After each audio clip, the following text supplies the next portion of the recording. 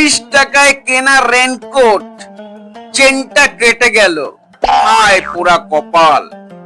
তো বন্ধুরা কেমন আছো? আমি চলে এসেছি তোমাদের নতুন ব্লগে। এখন রাত 2টো, বাজারে বেরিয়ে পড়লাম।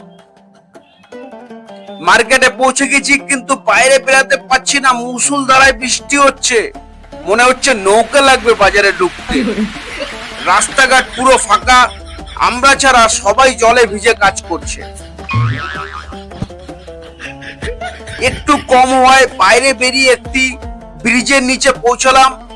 ভাবলাম বাড়ি চলে গেলে ভালো হবে, কিন্তু যেখানে দাঁড়ালাম সেখানেও কোনো সেফটি নেই, পুরো ভিজে গেলাম। অবশেষে বাজারে আর ঢুকলাম না, বাস ধরে বাড়ি ফিরে এলাম। আবার দেখা হবে পরবর্তী ব্লগে। Bye bye.